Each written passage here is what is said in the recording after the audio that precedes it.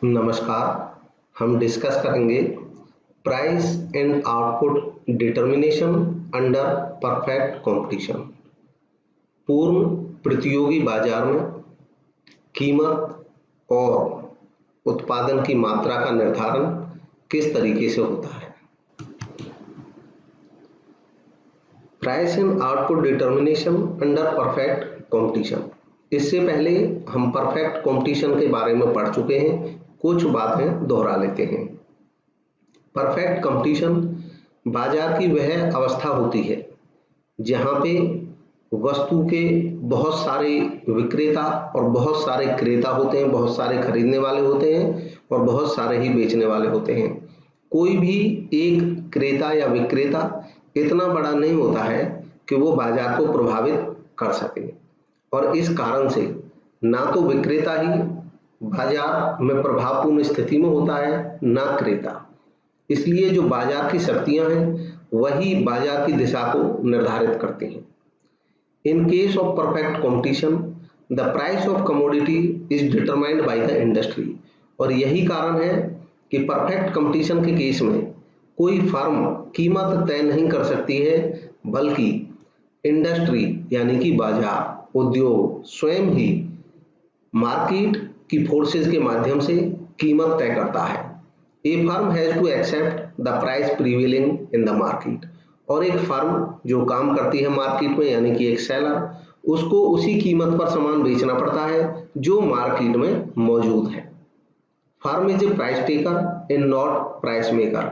एक फर्म की स्थिति केवल प्राइस टेकर होती है, कीमत स्वीकार करने वाले की होती है, वो प्राइस मेकर नहीं होता है, प्राइस तय नहीं कर सकता है कोई भी firm. Now the question arises, अब सवाल पैदा होता है, how the price is determined under perfect competition. तब परफेक्ट कंपटीशन में जो प्राइस मार्केट में बनता है, मार्केट में तय होता है, वो किस तरीके से होता है, इसको समझेंगे। मार्शल के अनुसार price of commodities influenced by the forces of demand and supply. Marshall से पहले के जो इकोनॉमिस्ट थे उनकी अलग अलग राय होती थी। कुछ इकोनॉमिस्ट डिमांड को ज्यादा प्रभावी मानते थे, उनका कहना था कि डिमांड है ऐसी पावर जो प्राइस को तय करती है। लेकिन कुछ इकोनॉमिस्ट ऐसे थे जो सप्लाई को महत्वपूर्ण मानते थे कि सप्लाई तय करती है किसी कमोडिटी का प्राइस। जबकि मार्शल ने एक थ्योरी दी कि डिमांड और सप्लाई की फोर्सेस मिल करके ही प्राइस को तय करती हैं। Commodity is bought and sold at the price at which quantity demanded equals quantity supplied। इन्होंने बताया कि कोई कमोडिटी खरीदी और बेची जाती है उस प्राइस पे जो प्राइस तय होता है उस जगह पे जहां पे टोटल क्वांटिटी डिमांडेड यानी कि किसी वस्तु की जो मात्रा मांगी जाती है वो बराबर हो जाए टोटल क्वांटिटी सप्लाइड के, मतलब जितनी वस्तु की मात्रा अवेलेबल है बाजार में उसके बराबर हो जाए। जो खरीदी जाने वाली मात्रा है वो बेची जाने वाली मात्रा के जब बराबर हो जाएगी, जितना लोग डिमांड कर रहे हैं मार्केट में उतना ही फर्म सप्लाई कर रही है मार्केट में जिस प्राइस पे, वो प्राइस माना जाएगा कि इस पे खरीदी बेची जाएगी गुड्स एक परफेक्ट कंपटीशन के केस में। ऐसे प्राइस को इक्विलिब्रियम प्राइस कहेंगे।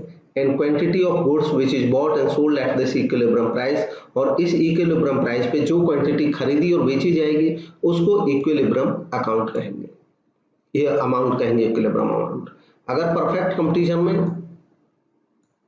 हम यहाँ पे इसका अगर देखने की कोशिश करते हैं, परफेक्ट कंपटीशन में क्योंकि हम जानते हैं कि फर्म तो तय करती नहीं है, इंडस्ट्री तय करती है, तो इंडस्ट्री का अगर हम कर्व देखेंगे तो इंडस्ट्री का पूरी इंडस्ट्री का डिमांड कर्व इस तरीके से होता है। जनरल एक नॉर्मल डिमांड कर्व ये परफेक्ट कंपटीशन में हम इंडस्ट्री का डिमांड कर्व बना रहे हैं, याद रखें फर्म का नहीं है ये। इंडस्ट्री का डिमांड कर्व इस तरीके से होता है कि पूरी इंडस्ट्री में जब कीमतें बढ़ेंगी तो डिमांड की जो क्वांटिटी रहती है वो कम रहती है, लेकिन अगर इंडस्ट्री में प्राइस कम होगा तो लोग ज़्यादा डिमांड कर देंगे क्योंकि कुछ एक्स्ट्रा लोग आ जाएंगे सामान खरीदने के लिए और उसमें क्वांटिटी बढ़ जाएगी, और इसलिए इस तरीके से डिमांड कर्व बनता है। सप्लाई कर्व जो बनता है परफेक्ट कंपटीशन में वो इस तरीके से बनता है कि जब प्राइस कम रहता है तो जो प्रोड्यूसर होते हैं, कुछ प्रोड्यूसर प्रोडक्शन कर रहे होते हैं किसी एक बिंदु पे, मान लो ये एक पॉइंट है, और जब प्राइस बढ़ जाएगा कमोडिटी का, तो क्योंकि प्राइस बढ़ जाएगा तो लाभ कमाने की उम्मीद बढ़ जाती है और नए प्रोड्यूसर भी मार्केट में आ जाते हैं, और कुछ प्रोड्यूसर्स के पास जो स्टॉक होता है उसको भी बेचने के लिए मार्केट में ले आते हैं, और इस कारण से सप्लाई बढ़ जाती है। सप्लाई की जो क्वांटिटी है जो अभी तक यहाँ थी, ये बढ़ करके आगे तक पहुंच सकती है, यहाँ तक पहुंच सकती है, और इस कारण से जो सप्लाई कर्व है वो इस तरीके से बनता है, दाईं तरफ ऊपर की ओर उठता हुआ, ये सप्लाई कर्व है। यानी कि जितना ज्यादा प्राइस होगा सप्लाई उतनी ज्यादा कर देंगे सप्लाई करने वाले, प्राइस कम होगा तो लोग कम सप्लाई करेंगे, बेचने वाला कम सामान बेचेगा। खरीदने वाला उलट रहता है कि जब कम प्राइस रहेगा तो वो ज्यादा खरीदने को तैयार हो जाता है, डिमांड करता है, जब ज्यादा प्राइस रहता है तो वो कम करता है।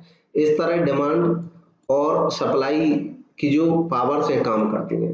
अब एक्चुअल में वो प्राइस कहाँ पे होगा, जिस प्राइस को हम कह रहे हैं कि वो इक्विलिब्रियम प्राइस होगा, वो इस पॉइंट को होगा जो इंटरसेक्ट करेगा डिमांड कर्व डीडी और सप्लाई कर्व एसएस। यानी कि यहाँ पे तय होगा प्राइस, इंडस्ट्री का ये प्राइस होगा और ये क्वांटिटी होगी, क्वांटिटी टू ही सप्लाई। इसको और अभी हम आगे समझेंगे। ये यहाँ पे एक इंट्रो देने के लिए बताया है कि ये एक कॉमन तरीका है प्राइस और क्वांटिटी सप्लाइड सेल करने का, डिमांड और सप्लाई की फोर्सेस के द्वारा। जहाँ पे डिमांड मैच कर जाती है सप्लाई से, वहां पे प्राइस और क्वांटिटी दोनों तय कर लेती हैं। कारण ये रहता है कि इससे ज्यादा अगर प्राइस होगा तो इससे ज्यादा प्राइस मान लो यहाँ पे हो जाता है, तो हम देखते हैं कि डिमांड जो है वो कुछ कम हो जाएगी, लोग कम खरीदेंगे और सप्लायर ज्यादा सामान बेचने को तैयार हो जाएंगे बढ़े हुए प्राइस पे। लेकिन इससे मार्केट में अव्यवस्था होगी, क्योंकि डिमांड तो कम रहेगी और सप्लाई ज्यादा रहेगी। जब सप्लाई ज्यादा रहेगी तो कुछ सामान बिना बिका हुआ रह जाएगा, एक्सेस सप्लाई होने की वजह से, क्योंकि ये सप्लाई एक्सेस है, ज्यादा है डिमांड से यहाँ। तो ये जो एक्सेस सप्लाई है, ज्यादा सप्लाई है, अब सप्लायर परेशान होगा, उसको सामान बेचने के लिए क्या करना होगा, प्राइस कम करना होगा, तो धीरे धीरे प्राइस वहीं पे आकर रुकेगा जहाँ पे ये इक्विलिब्रियम है।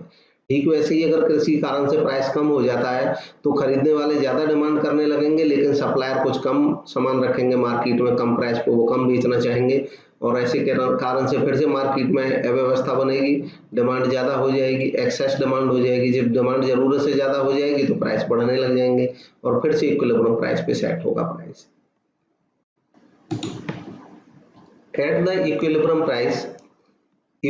प्राइस पे यानी कि संतुलन मूल्य पे बायर और सेलर दोनों ही सेटिस्फाई रहेंगे, क्योंकि जो बायर है उसकी जो डिमांड है वो पूरी हो जाएगी और जो सेलर है उसका सारा सामान बिक जाएगा इस बिंदु पे। If price of the commodity is more than the equilibrium price, अगर प्राइस ज्यादा होता है इक्विलिब्रियम प्राइस से, then the seller will offer more quantity for sale, तो जो सेलर है वो ज्यादा सामान सेल करेगा। जो अभी ग्राफ से हमने बताया उसी को फिर से यहाँ समझते हैं और क्लैरिटी होगी। तो जो सेलर है वो ज्यादा ऑफर करेगा, सामान ज्यादा बेचने को तैयार हो जाएगा, जबकि डिमांड उसकी कम रहेगी, और इससे सेलर का सारा सामान बिक नहीं पाएगा मार्केट में। इस कारण से फिर से प्राइस रिड्यूस करना पड़ेगा, कम करना पड़ेगा, और ये टेंडेंसी तब तक रहेगी जब तक कि प्राइस बराबर नहीं हो जाएगा इक्विलिब्रियम प्राइस के, यानी कि जब तक सप्लाई और डिमांड दोनों आपस में बराबर नहीं हो जाएंगी। If the price of the commodity is less than the equilibrium price, अगर किसी कारण से प्राइस इक्विलिब्रियम प्राइस से कम हो जाता है, the quantity demanded will be more than the quantity supplied, तो लोगों की डिमांड ज्यादा हो जाएगी सप्लाई से, और जब ज्यादा डिमांड हो जाएगी तो कंज्यूमर की जो नीड है वो पूरी नहीं होगी और वो ज्यादा पैसा देने को तैयार हो जाएगा, जिससे रेट्स फिर से बढ़ने लग जाएंगे। और यह सिलसिला, यह टेंडेंसी तब तक बनी रहेगी प्राइस की इंक्रीज होने की, जब तक कि जो टोटल डिमांड है वो टोटल सप्लाई के बराबर नहीं हो जाएगी। इसका मतलब ये हुआ कि price which is determined in the market, इसका मतलब ये हुआ कि जो प्राइस तय होता है मार्केट में विल नॉट बी मोर और less than the equilibrium price, वो इक्विलिब्रियम प्राइस से ना ज्यादा रह सकता है ना कम रह सकता है। हम यहाँ पे कर्व देखते हैं, डिमांड कर्व एक फर्म का, ये फर्म का डिमांड कर्व है, ये इंडस्ट्री का। फर्म का मतलब होता है एक कोई कंपनी, एक कोई मिल, और इंडस्ट्री का मतलब होता है एक खास कमोडिटी का प्रोडक्शन करने वाली सारी मिल। जैसे हम कपड़े की मिल की बात करें तो एक कपड़े की मिल, मान लो अग्रवाल मिल्स, ये एक फर्म है, और कपड़े की जितनी भी मिल्स हैं इंडिया में वो कपड़ा इंडस्ट्री है, क्लॉथ इंडस्ट्री है, गारमेंट इंडस्ट्री है, पूरी की पूरी। एक इंडस्ट्री में सारी फर्म शामिल होती हैं। अब चूंकि हम जानते हैं इंडस्ट्री में जो डिमांड कर्व है वो इस तरीके से नेगेटिवली स्लोप्ड होता है, राइट हैंड की तरफ, नीचे की तरफ, दाईं तरफ झुकता हुआ, और जो सप्लाई कर्व है वो ऊपर की तरफ जाता हुआ। और उसका कारण भी ये है कि जो प्राइस अगर P है और ये प्राइस बढ़ करके P2 हो जाएगा तो कुछ सेलर ऐसे होंगे जो ज़्यादा सामान बेचने को रेडी हो जाएंगे, तैयार हो जाएंगे। जब ज़्यादा सामान बेचने को रेडी हो जाएंगे तो उनकी जो सेल है वो ज़्यादा सेल करने को रेडी हो जाएंगे, इसलिए इस बिंदु पे जो क्वांटिटी हो रही थी वो इस बिंदु पे क्वांटिटी देने को तैयार हो जाएंगे। इस कारण से ये सप्लाई कर्व ऊपर की तरफ उठता हुआ दाईं तरफ रहता है। डिमांड कर्व जो है, क्योंकि बढ़े हुए प्राइस पे लोग कम खरीदेंगे और इसलिए डिमांड उनकी कम हो जाएगी। प्राइस बढ़ेगा तो यहाँ डिमांड रहेगी, प्राइस कम हो जाएगा तो यहाँ बढ़ जाएगी, प्राइस और कम हो जाएगा तो यहाँ बढ़ जाएगी। अब इसमें टेंडेंसी क्या रहती है कि अगर ये इक्विलिब्रियम प्राइस है तो स्टेटस ये रहेगा कि इक्विलिब्रियम प्राइस ही बना रहेगा इंडस्ट्री में, उसी पे सेल परचेज होगी। क्योंकि अगर कभी किसी कारण से प्राइस बढ़ेगा भी तो होगा क्या, इस बढ़े हुए प्राइस पे डिमांड यहाँ पे आ जाएगी, ये क्वांटिटी बनेगी नई, सप्लाई यहाँ पे आ जाएगी, ये क्वांटिटी बन जाएगी नई, और इस केस में सप्लाई ज़्यादा हो जाएगी तो एक्सेस सप्लाई हो जाएगी। एक्सेस सप्लाई हो जाएगी, सामान सारा बेच नहीं पाएगा, जब नहीं बेच पाएगा तो अल्टीमेटली प्राइस धीरे धीरे नीचे की तरफ जाएंगे और यहाँ पे फिर से प्राइस आ जाएगा। ठीक वैसे ही जब प्राइस कम होगा तो क्या होगा, प्राइस कम होने पे सप्लाई कम कर देगा सप्लाई, लेकिन लोग ज़्यादा डिमांड करेंगे, ज़्यादा खरीदना चाहेंगे लोग कम पैसे पे, इसलिए एक्सेस डिमांड की सिचुएशन हो जाएगी। जब एक्सेस डिमांड हो जाएगी तो लोगों की जो डिमांड है वो पूरी नहीं होगी, जब पूरी नहीं होगी तो वो पैसा बढ़ा के देने को तैयार हो जाएंगे, फिर से प्राइस बढ़ेगा और टेंडेंसी ये रहेगी कि प्राइस P, पुराना जो इक्विलिब्रियम प्राइस है वहीं आ जाएगा। तो इक्विलिब्रियम प्राइस P और इस इक्विलिब्रियम पे जो क्वांटिटी तय होगी वो क्वांटिटी Q, और इस पॉइंट को हम कहते हैं इक्विलिब्रियम पॉइंट। अब ये जो इक्विलिब्रियम पॉइंट है यानी कि ये प्राइस तय हो गया। अब एक फर्म की सिचुएशन ये होती है, जितनी भी फर्म है वो चाहे क्वांटिटी Q बेचे, चाहे क्वांटिटी Q बेचे, चाहे क्वांटिटी Q2 बेचे, चाहे Q3 बेचे, कितना भी बेचे, जितना संभव है उसके लिए बेचना, वो प्राइस P पर ही अपना सारा सामान उसको बेचना होगा। क्योंकि परफेक्ट कंपटीशन में जो एक फर्म होती है, हम ये फर्म का कर्व देख रहे हैं, वो केवल एक प्राइस टेकर होती है, प्राइस मेकर नहीं होती है। जो प्राइस मिला है उसको इंडस्ट्री से, वो उस पर सामान सेल करती रहती है। इसमें जो प्राइस होता है यही डिमांड कर्व भी उसके लिए हो जाएगा, एक फर्म के लिए यही उसकी एवरेज रेवेन्यू भी रहेगी और यही उसकी मार्जिनल रेवेन्यू भी होगी। जैसे कि मान लो अगर 10 रुपये प्राइस तय हुआ है तो चाहे वो 10 रुपये पे 1 यूनिट बेचे, चाहे 2 यूनिट बेचे, चाहे 10 यूनिट बेचे, चाहे 20 यूनिट बेचे, 10 रुपये पे अगर 1 यूनिट बेच रही है तो उसको एवरेज रेवेन्यू 10 ही रहेगी, और एक एडिशनल इकाई बेचने की जो प्राइस है वो भी 10 ही है, इसलिए MR भी 10 ही रहेगा। तो यहाँ हमने समझा कि किस तरीके से परफेक्ट कंपटीशन में तय होता है प्राइस या कमोडिटी। हालांकि जो वास्तविक सिचुएशन होती है उसमें ऐसा भी देखने को आता है कि ऐसा नहीं है कि केवल प्राइस की वजह से ही डिमांड घटती है या बढ़ती है। डिमांड का घटना या बढ़ना या सप्लाई का घटना या बढ़ना, इसके अन्य भी कई कारण हो सकते हैं। ऐसा हो सकता है कि डिमांड में कोई परिवर्तन नहीं आए लेकिन सप्लाई बढ़ जाए नेचुरली। ऐसा हो सकता है सप्लाई में कोई परिवर्तन नहीं आए या डिमांड बढ़ जाए। जैसा कि हम देखते हैं कि कभी जैसे मान लो फेस्टिवल का कोई टाइम है तो अचानक उस फेस्टिवल से रिलेटेड जो कमोडिटी है उनकी डिमांड बढ़ जाती है, चाहे सप्लाई बढ़े या नहीं बढ़े।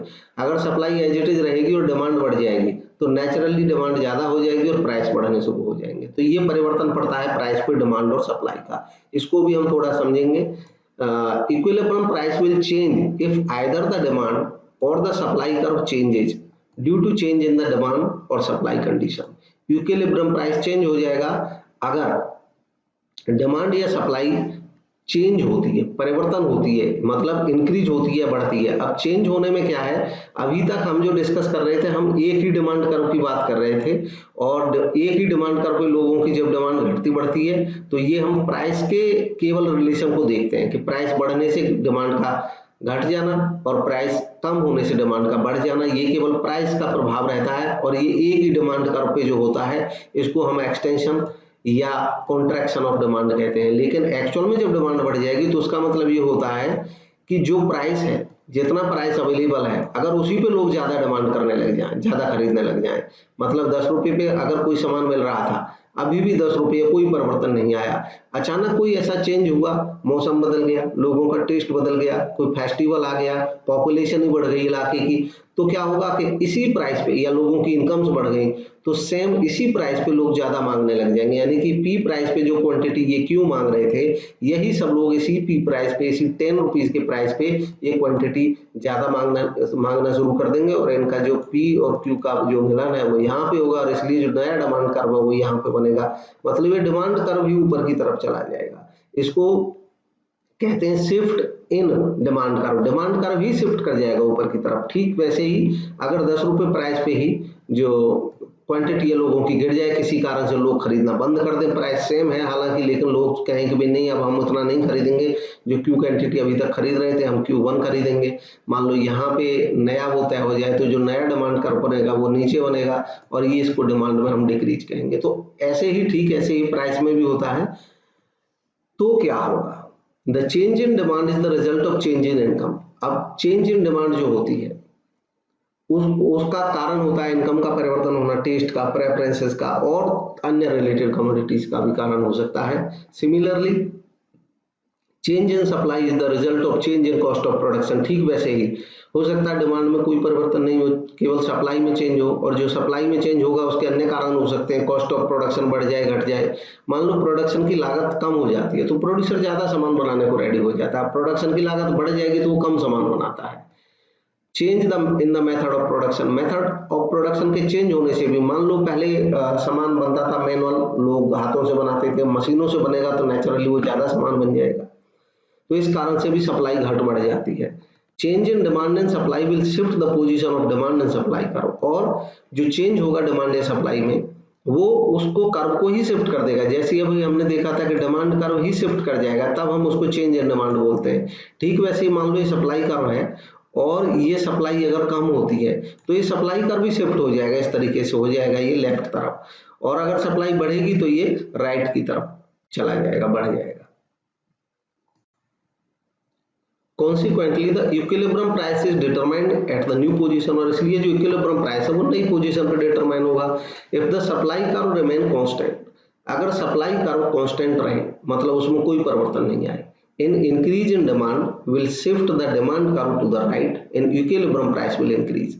इसको यहाँ पे कर्व के माध्यम से देख सकते हैं, जैसे मान लो ये हमारा x एक्सिस है, ये y एक्सिस है, और ये पुराना डिमांड कर्व है और ये पुराना सप्लाई कर्व है। अब सप्लाई कर्व में अगर कोई चेंज नहीं हो और किसी कारण से डिमांड बढ़ जाती है तो ये डिमांड कर्व ऊपर की तरफ शिफ्ट कर जाएगा।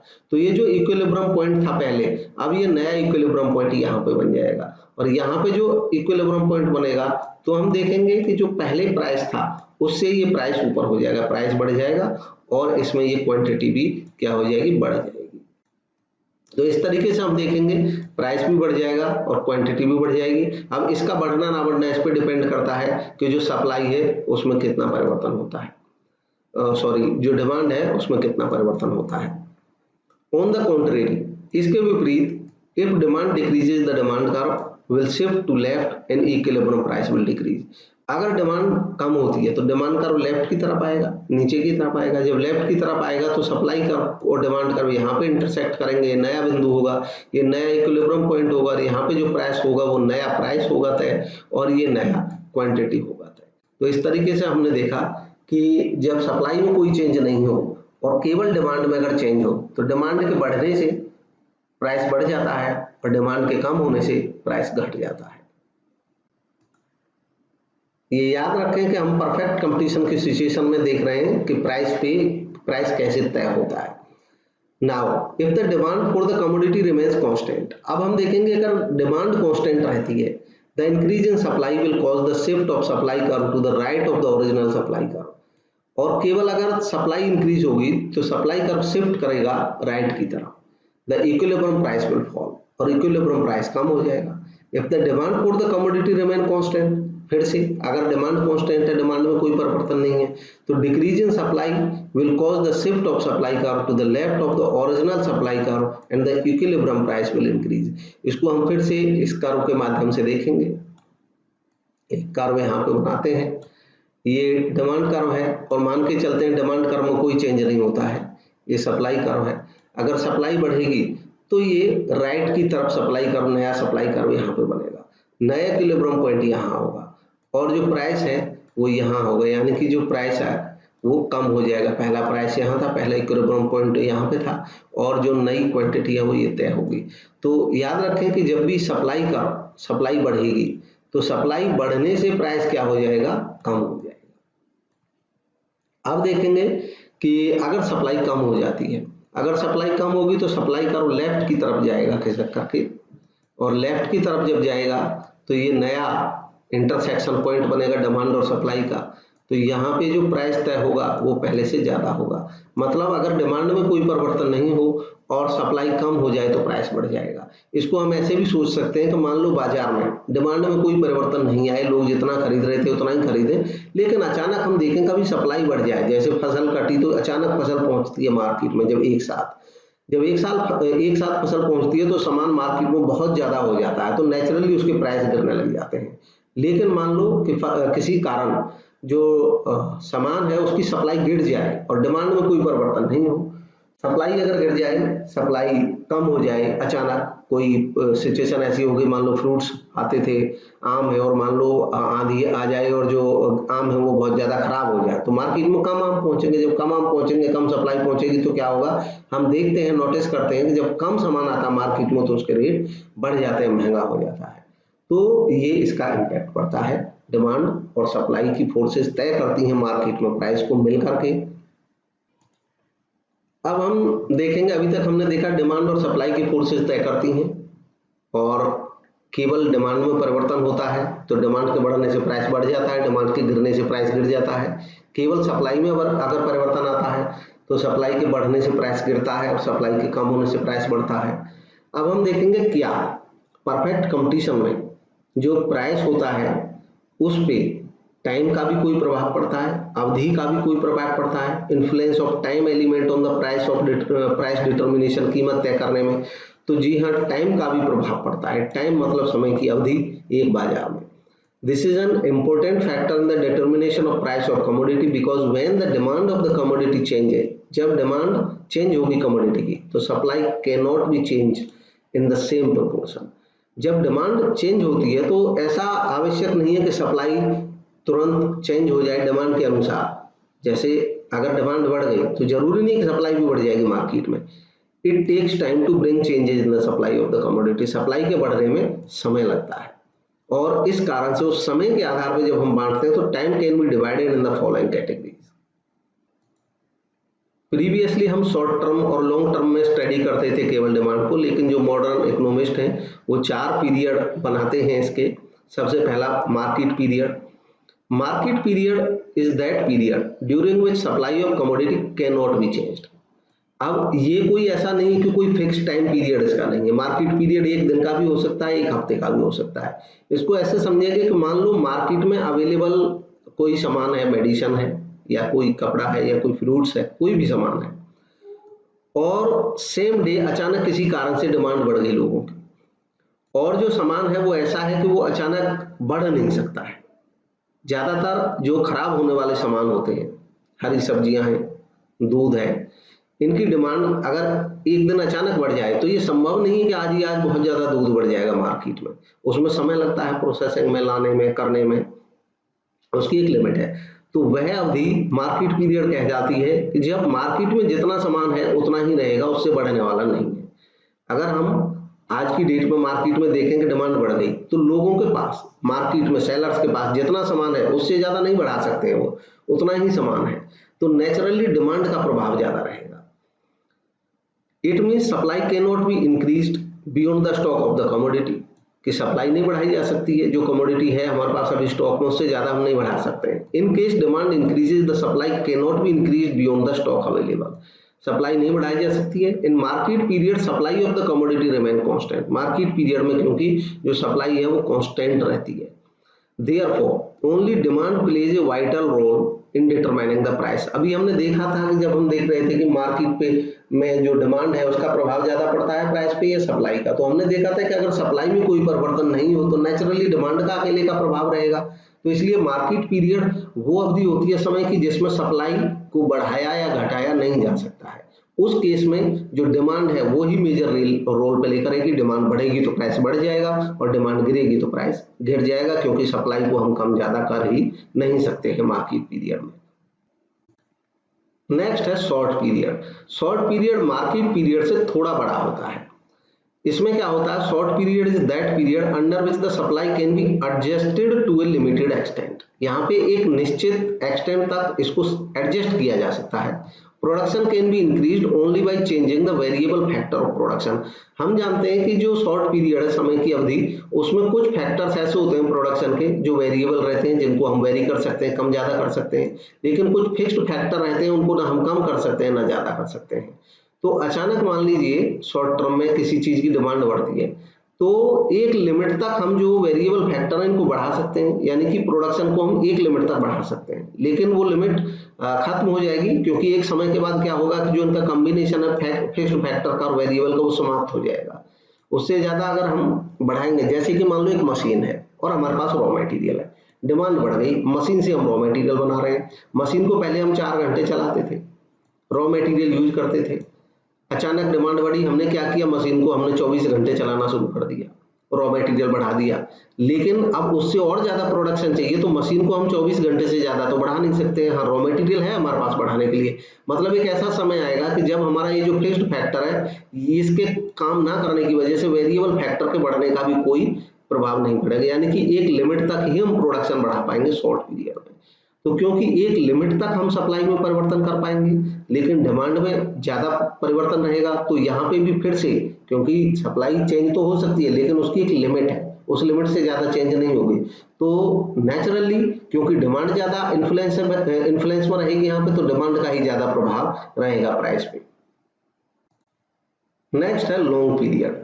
अब लॉन्ग पीरियड समय की वो अवधि है जिसमें प्रोडक्शन के जितने भी फैक्टर्स होते हैं उन सबको पूरी तरह से एडजस्ट कर सकते हैं according to the change in demand in long period. ये लॉन्ग पीरियड कई साल का भी हो सकता है, 1 साल, 2 साल, 4 साल, 5 साल। इसमें एक फर्म अपना साइज चेंज कर सकती है, प्लांट का साइज, नई मशीन लगा सकती है। अगर उनको लगता है कि डिमांड बढ़ रही है तो नई मशीन खरीद के ले आएंगे, थोड़ा बड़ा समय होता है, नई मशीन खरीद के ले आएंगे, नई बिल्डिंग बना सकते हैं, और रॉ मटेरियल तो खैर बढ़ा ही सकते हैं।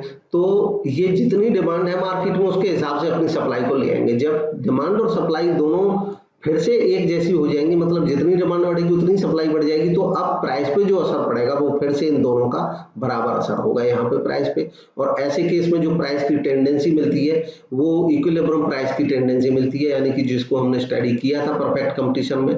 परफेक्ट कंपटीशन में एक लॉन्गर पीरियड में कोई भी फर्म एक तय प्राइस पे ही अपना सामान बेच पाती है, क्योंकि जो प्रवृत्ति रहती है, जितनी डिमांड बढ़ती है ठीक उसी रेट से सप्लाई भी बढ़ जाती है। डिमांड जैसे बढ़ेगी वैसे सप्लाई भी बढ़ जाएगी, जितना डिमांड कर्व आगे जाएगा उतना सप्लाई कर्व भी चला जाएगा। जब ऐसे दोनों बढ़ेंगे तो क्या होगा, उसी प्राइस पे इनका मैच होता रहेगा, जो इंटरसेक्शन पॉइंट है वो वही बना रहेगा। इसलिए लॉन्गर पीरियड पे प्राइस पे दोनों का प्रभाव पड़ता है, और इस कारण से प्राइस सेम बना रहता है, और नॉर्मल प्राइस ही कोई भी फर्म इसमें ले पाती है। नेक्स्ट है सेक्युलर पीरियड। अब सेक्युलर पीरियड समय की वो अवधि होती है जो लॉन्ग पीरियड से भी लॉन्ग रहती है, बहुत ज्यादा रहती है। ये 10-20 साल तक का हो सकता है। ये वो समय की अवधि रहती है जिसमें लोगों की हैबिट्स चेंज हो जाती है, पॉपुलेशन चेंज हो जाती है, डेमोग्राफी चेंज हो जाती है, टेक्नोलॉजी चेंज हो जाती है। इट इज क्लियर, और इस कारण से यहाँ पे पूरी तरह से परिवर्तन हो जाता है, तो प्राइस पे भी उसी हिसाब से प्रभाव पड़ता है। It is clear from the above analysis. ये अबव एनालिसिस से क्लियर है, यानी कि यहाँ पे भी प्राइस के नॉर्मल बने रहने की संभावना रहती है। Plays a vital role in determining the price of commodity. The shorter the time, समय की अवधि जितनी कम होगी, the more will be the influence of demand as compare to the supply. समय की अवधि जितनी कम होगी उतना प्रभाव डिमांड का ज्यादा रहेगा, और समय की अवधि जितनी ज्यादा रहेगी उतना सप्लाई का प्रभाव ज्यादा रहेगा। तो इसमें स्टडी किया हमने परफेक्ट कंपटीशन में प्राइस और आउटपुट का डिटर्मिनेशन किस तरीके से होता है।